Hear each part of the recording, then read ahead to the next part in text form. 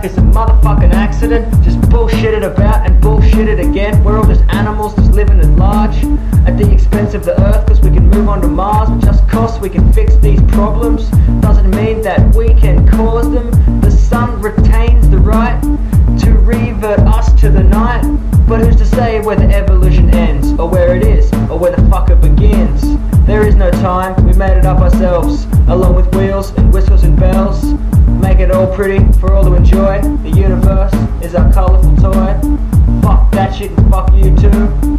Aren't the stars beautiful enough for you? Who are you? Nah, fuck that. What are you? Nah, fuck that. God made you? Nah, fuck that. I hate you. Now fuck you too. G'day folks, welcome to the next installment of Cult Tunes.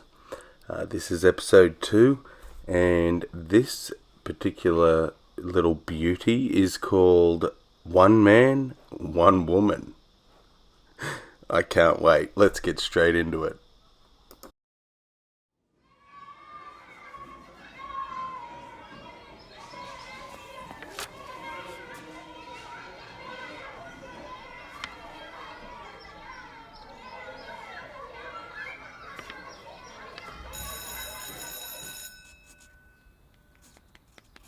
Mom, I drew our family in school today.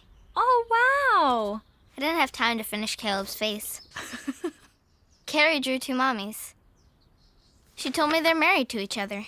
My teacher says that all that matters is that people love each other and that they're happy. Look at that face. Oh my god. That is all that should matter, isn't it? Well, people have their own ideas about what is right and wrong. But what matters is how Jehovah feels. He wants us to be happy, and he knows how we can be happiest. That's why he invented marriage the way he did. You mean one man and one woman? Exactly.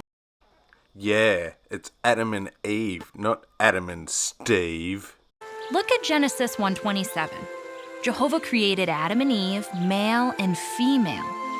Then in Genesis 2:24, he said that a man will stick to his wife. Oh my god, where to even start with that? Even if we ignore transgender people and asexual people and the spectrum that is the human race, and we grant God that he created man and woman, that still does not speak to your sexuality. That purely says that God created 2 genders, which we know for a fact is simply just not true, at least not that cut and dry. Later, Jesus said the same thing. Did he though? Did he? Jehovah's standards haven't changed. It's kind of like going on an airplane. What would happen if someone wanted to bring something on the plane that wasn't allowed? Obviously this is designed for children, but even the videos designed for the adults will contain examples or illustrations, if you will, in cartoon form that have really been dumbed down.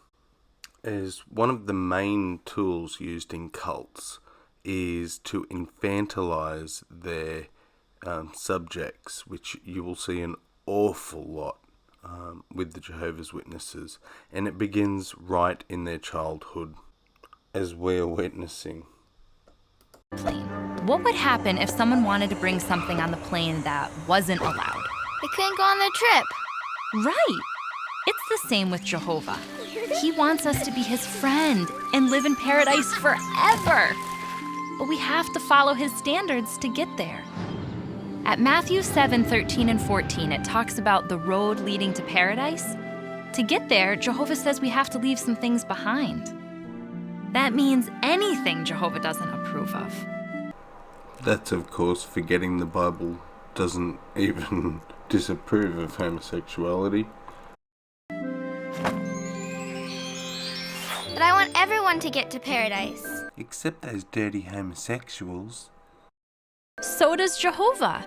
And you know what? People can change. That's why we share his message. So, what can you say to Carrie? Well, I could tell her about the paradise.